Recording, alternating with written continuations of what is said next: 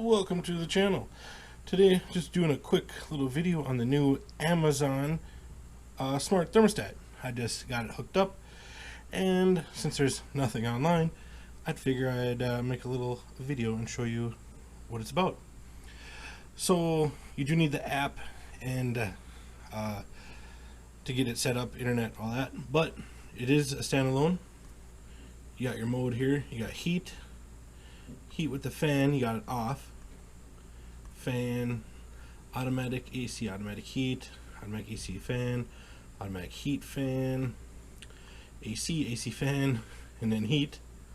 So those are your modes. You can set your temp right here. It considers 68 to be an eco-friendly mode, I guess. They don't want you to be warmer than that. But then you can control it from the app. So I'll show you the app here. Eco, set at 68. You can control it this way. You see the control it up and down. Control it right here. And it is auto here. See how it switches? You can set it so it's like a dual temperature. So it'll keep it between 68 and 73, or you can 68 and 78. So that's pretty cool if you want to do it that way. So it'll kick the AC on if it gets too hot. It'll kick the heat on if it gets too cold. I just got it on heat now. Shows you humidity. It's got a bunch of different settings you can do. It is pretty simple. You do need a C wire, which is just the blue wire that's in the back. If you don't got it, I think they sell an adapter you can get.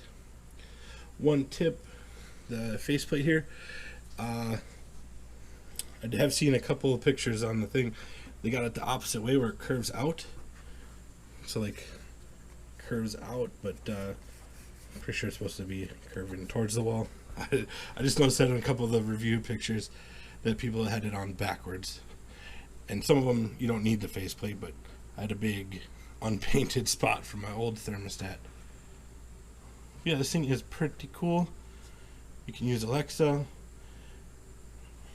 Alexa, turn thermostat to 70.